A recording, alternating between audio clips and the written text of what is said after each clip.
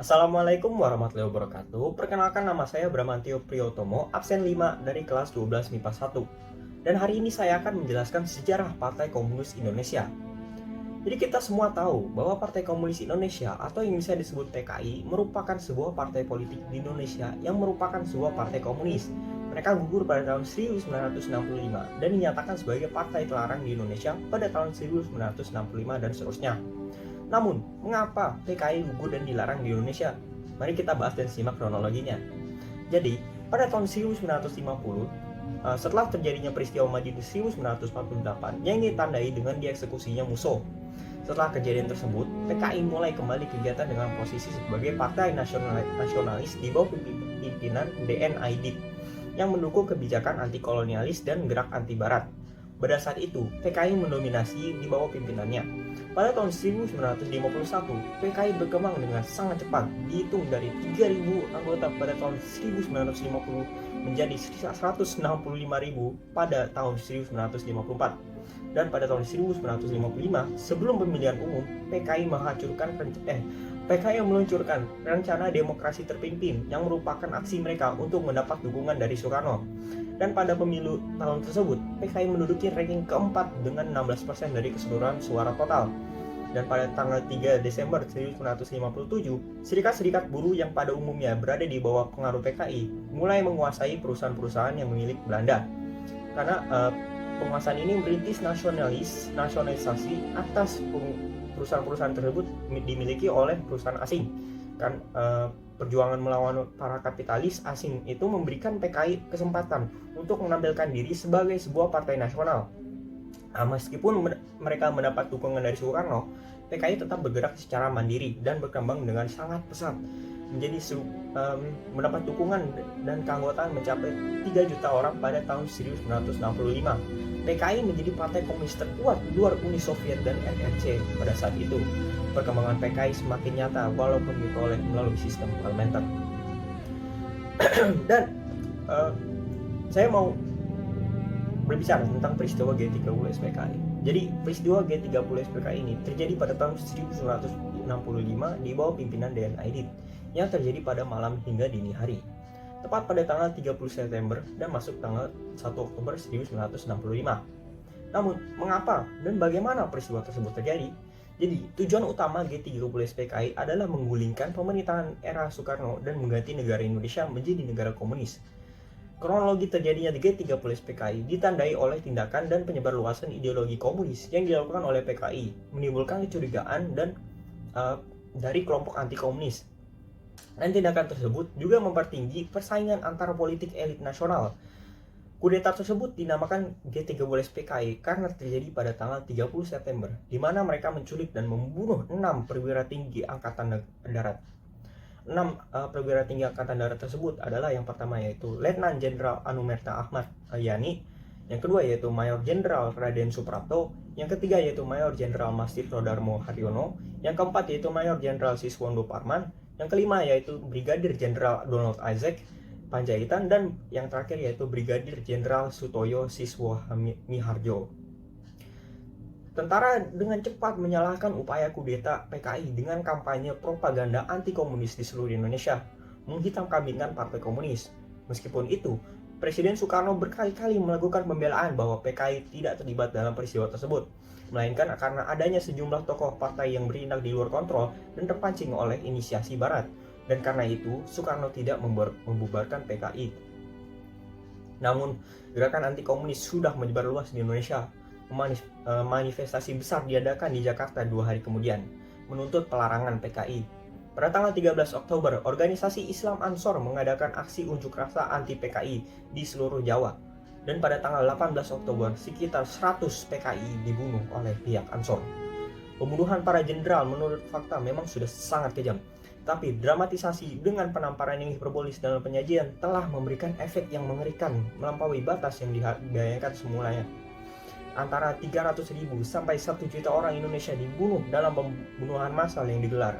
Para korban termasuk juga non-komunis yang dibunuh karena kesalahan identitas atau kesalahan oleh asosiasi. Meskipun motif pembunuhan tampaknya bernuansa politik, beberapa ahli berpendapat bahwa kejadian tersebut disebabkan oleh adanya panik dan ketidakpastian politik. Jadi, Dari pelajaran yang kita dapatkan dari semua ini adalah yang pertama, kita harus memahami betul bahwa kontroversi dan propaganda melahirkan kebingungan dan mengakibatkan adanya pergerakan semaunya sendiri tanpa mempertimbangkan orang lain.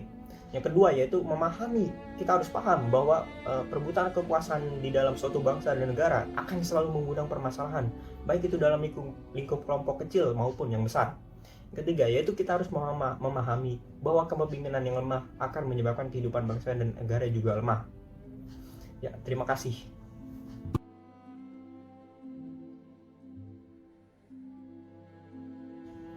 Assalamualaikum warahmatullahi wabarakatuh. Hadirin yang saya hormati dan saya banggakan, alhamdulillah, puji syukur yang patut kita panjatkan bagi rahmat Tuhan yang Maha Esa, yang karena sampai hari ini yang cerah, kita masih dapat dikaruniai pikiran dan badan yang sehat walafiat.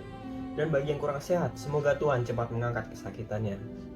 Saya juga mau berterima kasih kepada Ibu Lina Herlina, MPD, selaku Guru Mata Pelajaran Sejarah Indonesia, Ibu Dr. Anda Nurman Matau, MPD, selaku Guru Mata Pelajaran Bahasa Indonesia, dan Bapak Gujang Koswara, SPD, selaku Guru Mata Pelajaran Pendidikan Kewarganegaraan. Hadirin yang saya hormati dan saya banggakan, hari ini saya akan menceramah tentang bagaimana sikap yang harus kita kembangkan sebagai pelajar Indonesia agar keutuhan NKRI tetap terjaga. Kita sebagai pelajar merupakan generasi penerus bangsa. Peran kita sebagai pelajar adalah untuk memajukan dan mempertahankan kemerdekaan Negara Kesatuan Republik Indonesia berdasarkan Undang-Undang Dasar 1945 dalam menjamin kelangsungan hidup berbangsa dan bernegara.